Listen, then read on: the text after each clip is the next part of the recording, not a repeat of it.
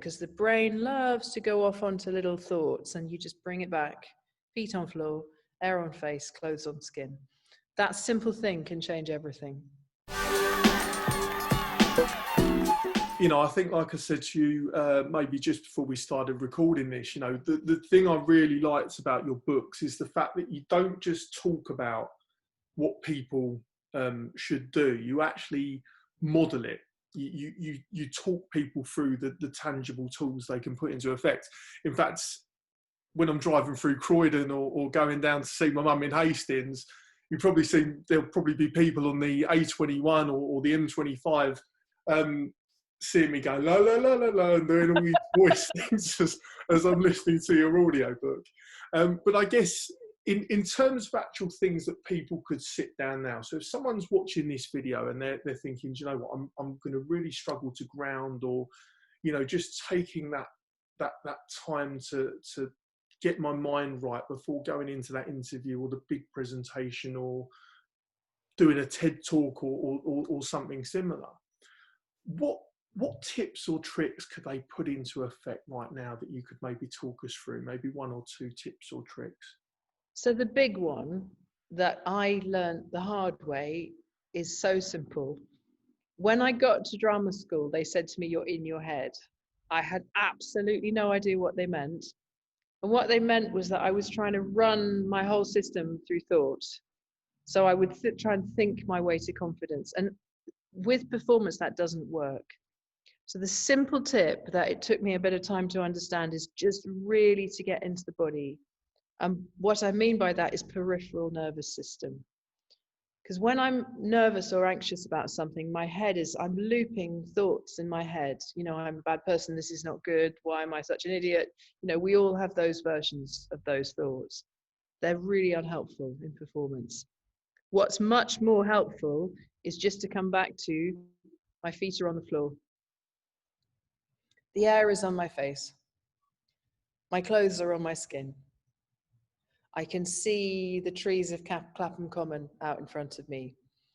And if I can keep that sense of peripheral nervous system, it slows me down, it brings me into the present, it takes me out of anxious thinking, and it gives me presence, and it also gives me connection. And it's such a simple thing to do, but you do have to train the habit, because the brain loves to go off onto little thoughts, and you just bring it back. Feet on floor, air on face, clothes on skin. That simple thing can change everything. Yeah, and that's very, very similar to there's a great book as well by a lady called Amy Cuddy, and she also did a TED talk that was very popular, and you know, and that is all around presence, exactly as you said there. And the last thing I wanted to ask you on this, Caroline, if that's okay, is that when I was listening to Find Your Voice yesterday, you said something in there around voice confrontation. Now, I'd never heard of this before. And if I'm honest, when I watch these videos back, as much as I love doing them with people like yourself, and I hope people find them useful, I hate the sound of my own voice. And I'd never really understood it until I listened to that part of your book yesterday when I was driving. So I just wondered if you could explain that to people. So voice confrontation is that thing that most people have of hearing your voice on a video or an answer phone message and going, "Oh, is that how I sound?" And it's a really natural response, because we feel our voices. We get a lot of bone conduction. So when I speak, I'm resonating, and my bones are conducting that resonance. And so when we speak, we're getting lots of feedback from the body on our voices. And other people aren't getting that because they're not living in our bodies. So we hear a voice and we think, that's not me, but it is. And I think for most people, what we need to do is start to kind of join the dots between the voice we hear and the voice we feel. And I think the thing that really matters is for people to, when they speak, pay attention to where your voice is resonating in your body. You might feel it resonating in your nose.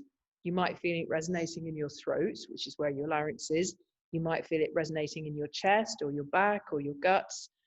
And just to start to notice, where is my voice buzzing in the body? Because that's a much more accurate guide to how it's going to sound to someone else. And you don't get that by hearing it, you get that by paying attention to where is it buzzing.